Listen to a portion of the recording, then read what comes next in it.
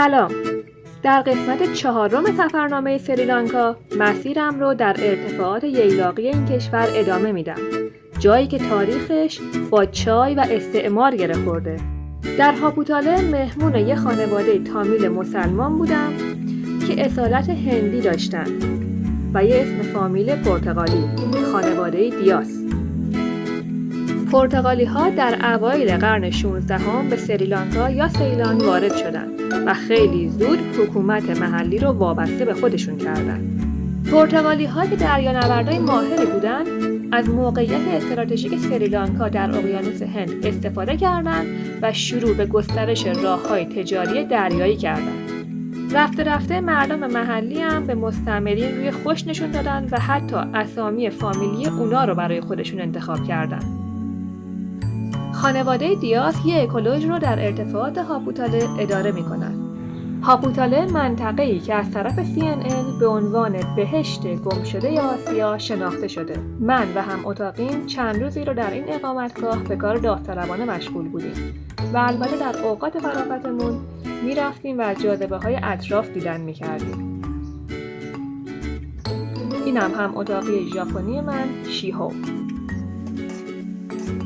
سریلانکا به علت قرار گرفتن در راه ابریشم دریایی تأثیرات غذایی زیادی از جنوب هند و کشورهای جنوب آسیا گرفته. سبزیجات و فرآورده‌های دریایی معمولاً در غذاهای سریلانکایی دیده میشن. ضمن اینکه برنج عموماً به عنوان غذای اصلی مصرف میشه. You look so serious during cooking.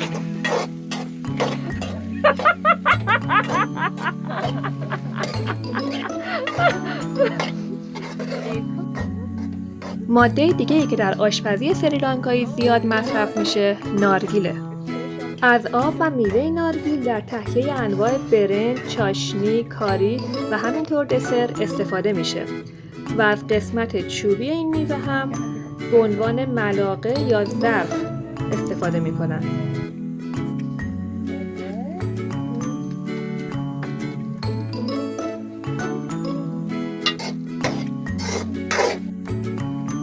اسم این غذا هست ناسی گورنگ که اصالتاً یه غذای اندونزیایی هست که به سریلانکا وارد شده و معنی لغویش میشه برنج سرخ کرده.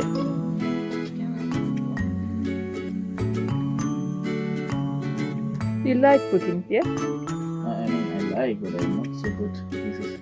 In my idea, you are perfect. I mean, you have talent.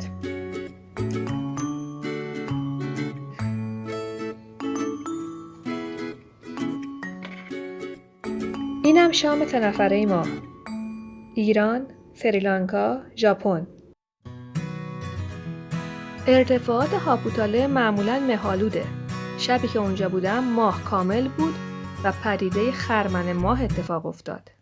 این پدیده جوی بر اثر انعکاس نور ماه کامل در ابرها و شکست اون در جو فوقانی زمین رخ میده. صبح روز بعد این منظره انتظارمو میکشید. به همراه شیهو برای پیاده روی رفتیم به باغات چای اطراف. سریلانکا 4مین تولید کننده چای در دنیاست. چای پس از آب پرمصرف‌ترین نوشیدنی جهان محسوب میشه. این گیاه که بوته‌ای همیشه سبزه در تمام طول سال محصول میده. البته در فصول خشک محصولش کمتره. یکی از نکاتی که روی کیفیت چای تأثیر میذاره ارتفاع محل کاشت اونه. چای مناطق مرتفع معمولاً کیفیت بهتر و رنگ روشن‌تری داره.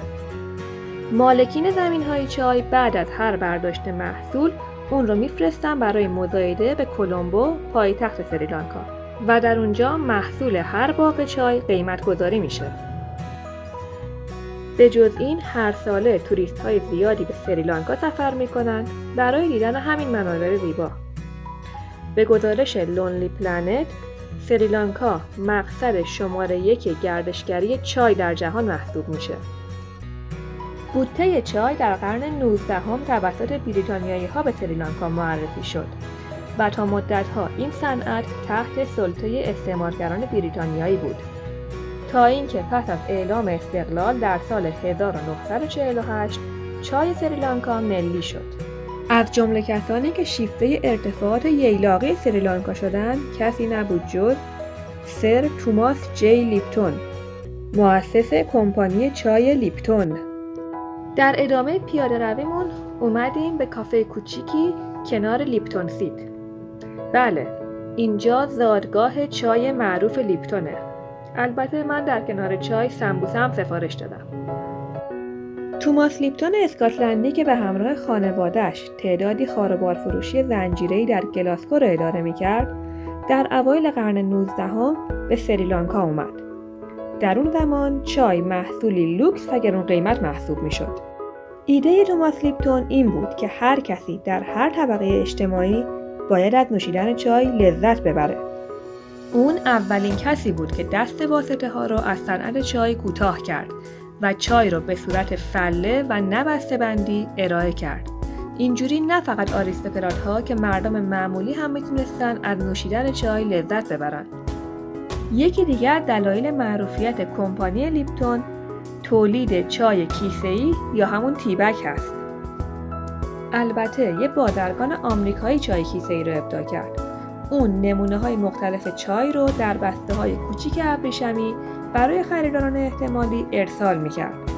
توماس لیپتون در این نوع بسته‌بندی آینده خوبی دید و کمپانی لیپتون اولین کمپانی چای بود که چای کیسه‌ای رو به تولید انبوه رسوند.